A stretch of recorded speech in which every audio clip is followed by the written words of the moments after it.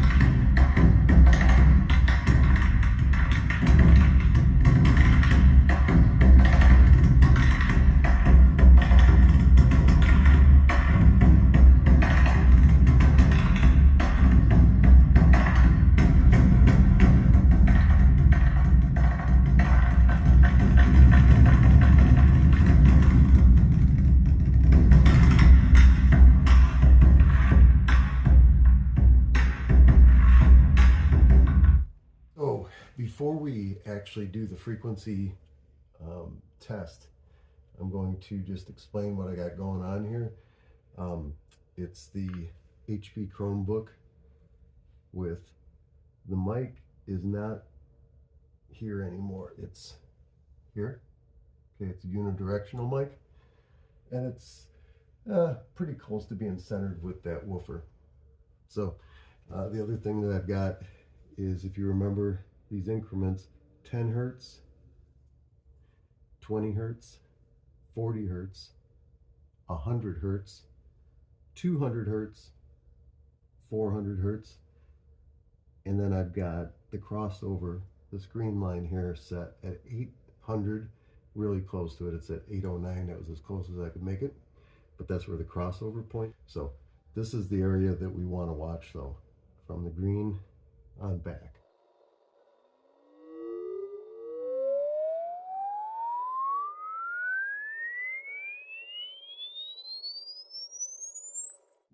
Just pick a datum here, a baseline.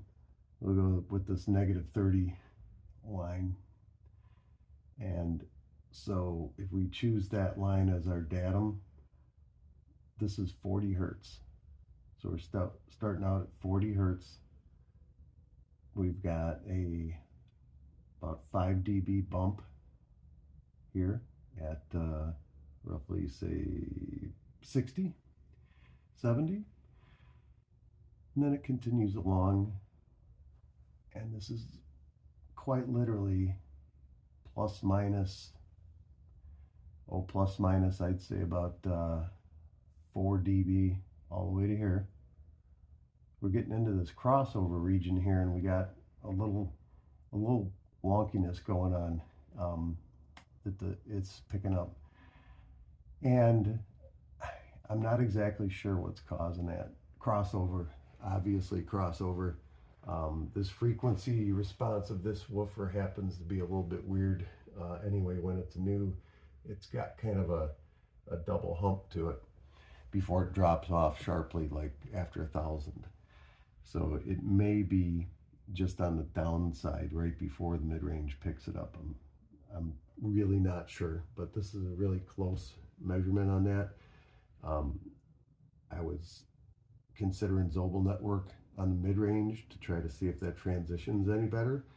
The other thought that I had was also trying to run the woofer just direct, the way that's old school, is just run it direct right off the positive and negative, and don't even worry about the highs on it. Just let it roll off naturally. Like I say, this has a really, really steep roll off. So what's next? We've taken that measurement, and this is the Dayton Woofer with the Zobel in the cabinet that has less stuffing. Everything else is the same. So what I'm going to do now is I'm going to pause this, and I'm going to go ahead and just put the plain old Dayton driver without a Zobel network in the old cabinet, or in the other cabinet that's got the Jensen in it. I'll swap out the Jensen with the Dayton, and that's it. I'm not going to change the insulation. I'm not going to put a Zobel on it, and I want to see how it compares to this.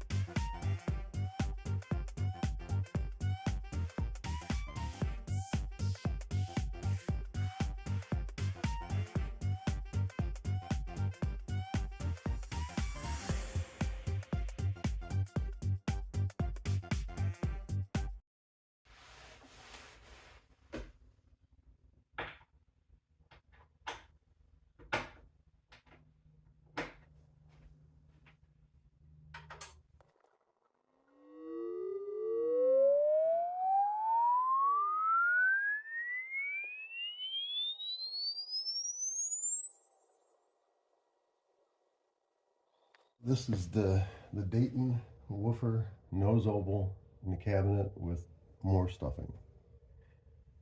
And I guess this is the area that I'm really talking about here. And I lost my sweep when I closed the lid on the computer earlier, so I couldn't have it to compare against. I can hook up the other speaker and try it again though. But anyway, this is the Dayton Woofer without a Zobel with all the insulation. And we're looking at, again, if we use this -30 as our starting point, this one started picking up, oh, actually just after 40, more like 50. Interesting. And carried really smooth through here to about 600. And their crossover network is here. And now we're getting this spike there right before the crossover. So that'll be interesting to compare to the one that's got the Zobel in it and less insulation. So I'm gonna go ahead and take a screenshot of this.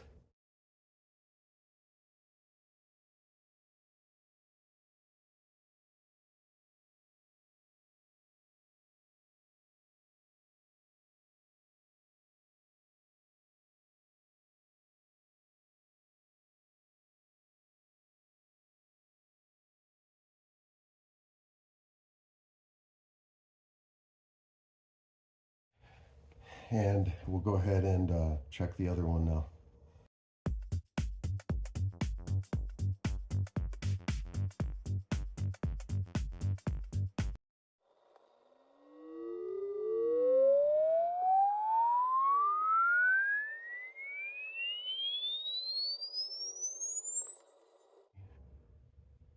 It does seem to come down just maybe just a tick more. We'll have to compare them.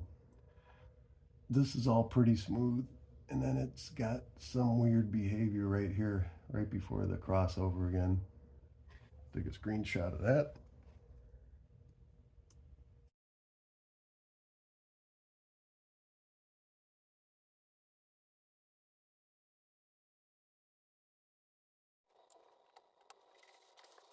Moving the one with the Zobel out of the way, replacing it with the one that does not have the Zobel,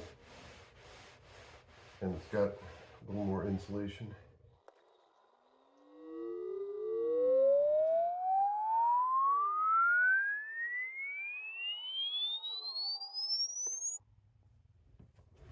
Well, this was certainly a close call. There's really very little difference in here. I think it got tighter along this line, and I think this was just a hair louder, but I'll have to look at the charts side by side to tell. It's really a close call. Screenshot.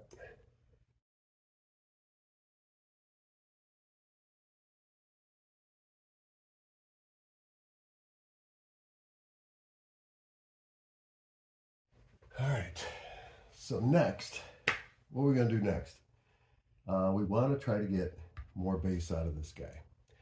I wanna see if the crossover is holding it back before I go messing with the port. I'm gonna just bypass the crossover and go direct to the positive input. Then everything else is just gonna go upstairs there. So we'll do that next on this speaker, since you know the differences were not that great. So and we don't have the Zobel to be concerned about. So basically we'll just be running a straight woofer direct.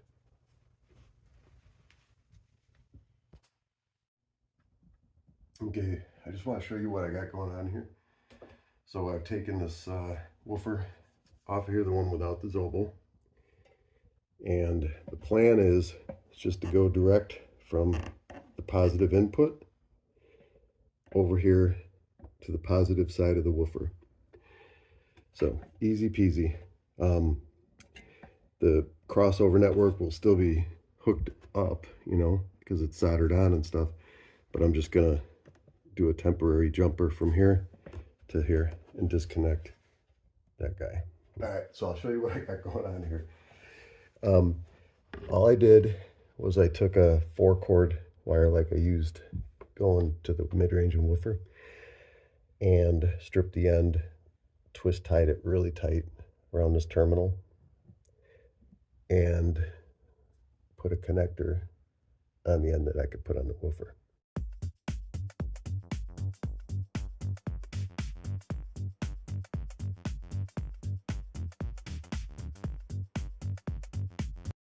Let's talk about what I'm expecting here. I hope, you know, everybody got hopes and dreams before they go hooking stuff up and measuring it, right? But what I hope to see is more sound pressure level. I hope to see it push this line up. And I hope to see it push it up high enough to where it catches this mid-range a little bit better. Or maybe without the crossover in there, where the roll-off overlaps it enough to where it's not such a weird, you know, jog like that. That's the hope. One can hope.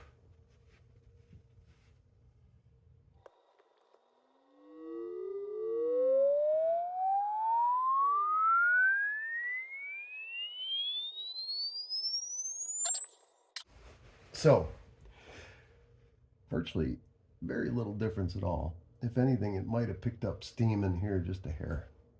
Is that crazy or what? I would have never expected that to be so close to that. That's just straight driver there. I'm not sure what to think about that. If you guys got any ideas, drop them in the comments. I'm really curious why it would make no change at all taking that crossover out of there, unless it's just because of the driver that I chose. It's possible.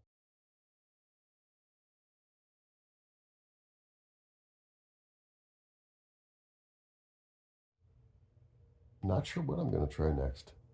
Let's wait and see.